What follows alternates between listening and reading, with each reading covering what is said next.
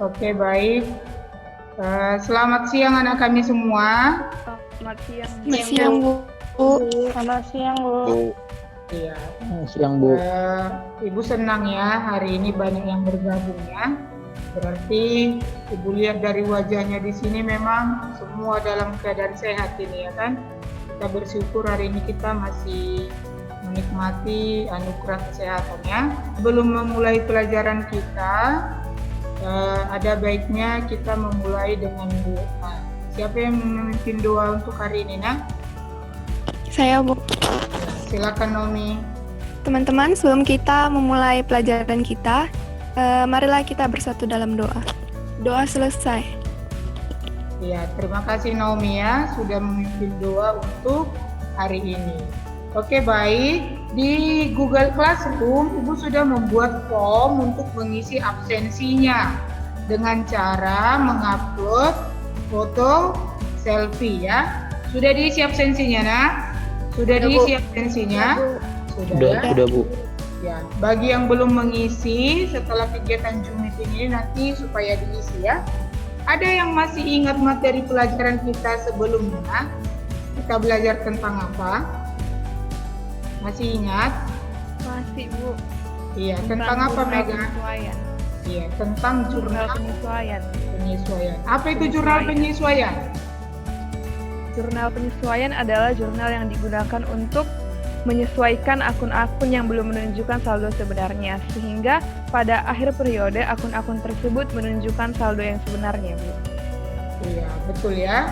Jurnal penyesuaian itu biasanya kita susun di akhir periode, yaitu kegunaannya untuk menyesuaikan akun-akun yang belum menunjukkan saldo yang sebenarnya. Hari ini kita akan belajar tentang kertas kerja atau neraca gaji. Dalam akuntansi itu kan ada tahap-tahapnya ya. Jadi setelah kita mempelajari jurnal penyesuaian, kita akan mempelajari namanya kertas kerja. Nah, biar Ibu bagikan dulu. Jadi hari ini yang mau kita pelajari adalah mengenai kertas kerja atau sering juga disebut dengan neraca lajur ya. Adapun tujuan pembelajaran kita hari ini, model pembelajaran yang Ibu gunakan adalah model discovery learning. Jadi di sini nanti diminta keaktifan kalian semua dalam proses pembelajaran. Kemudian setelah mempelajari materi kertas kerja, Ibu berharap kalian mampu mendeskripsikan pengertian dari kertas kerja. Kemudian mendeskripsikan fungsi dan tujuan penyusunan kertas kerja. Kemudian menganalisis bentuk-bentuk kertas kerja dan menganalisis fungsi setiap kolom pada kertas kerja. Dalam mempelajari materi ini, Ibu berharap kalian semua bisa memiliki sikap jujur, bertanggung jawab, disiplin, percaya diri, dan mandiri. Oke ya. Nah, sekarang siapa yang sudah melihat video di Google Classroom? Sudah ada Ibu masukkan di Google Classroom itu video pembelajaran, LKPD-nya, media pembelajarannya juga berupa PowerPoint, bahan ajarnya atau handout sudah ada. Sudah dilihat videonya, Nak? Sudah, Bu. Iya, sudah ya. Bagus, sudah dilihat ya. Nah, setelah melihat video tersebut, pasti ada pertanyaan yang muncul dalam pikiran kalian kan? Kan nggak mungkin lihat video itu langsung mengerti ya kan? Nah, oke, siapa yang mau menyampaikannya? Pertanyaan apa yang muncul dalam pikiranmu setelah melihat video tersebut? Siapa saja boleh menyampaikan. Aku, Bu. Silakan, Nomi. Kayak mana kita membedakan bentuk-bentuk kertas kerja, Bu? Ya, bagus. Pertanyaan apa lagi? Saya, Bu. Ya, Mega. Silakan, Mega. Apa tujuan penyusunan neraca lajur, Bu? Kenapa harus pakai neraca lajur? Kan udah ada neraca saldo sama jurnal penyesuaian. Untuk apa lagi pakai neraca lajur? Iya. Nah, jadi semua pertanyaan-pertanyaan yang timbul dalam pikiran kalian setelah kita pelajari materi hari ini itu akan terjawab, ya. Jadi kertas kerja itu suatu daftar atau tempat untuk mencatat neraca saldo, penyesuaian, dan penggolongan akun yang ada pada buku besar. Nah, apa tujuan kita menyusun kertas kerja ini? Yang pertama, ya, ini tadi untuk menjawab pertanyaan si Mega dan si Erika ya, memudahkan penyusunan laporan keuangan. Yang keempat, prosedur perusahaan yang kredibel. Yang terakhir, melihat kegiatan harian perusahaan. Jadi itu fungsi dan tujuan dari kertas kerja. Bentuk-bentuk kertas kerja itu ada 3 yang umum digunakannya. Ada bentuk 8 kolom, ada 10 kolom, ada 12 kolom. Nah, dikatakan 8 kolom, dari mana kita hitung? Siapa yang mau jawab? Dari nomor akun sampai neraca kredit itu ada 10 kolom. Ya. Tapi kalau untuk neraca saldo debit sampai neraca kredit itu ada 8 kolom. 8 kolomnya Bu, dari neraca saldo ke neraca. Iya, Debit betul kredit. ya. Iya, betul. Disebut 8 kolom. Di mana letak perbedaan antara 8 kolom dan 10 kolom? Di laporan neraca saldo setelah disesuaikan, Iya. ada penambahan di situ. Ada penambahan kolom neraca saldo setelah disesuaikan. Oke, sudah ya? Nah, sekarang di Google Classroom, Ibu sudah mengunggah LKPD.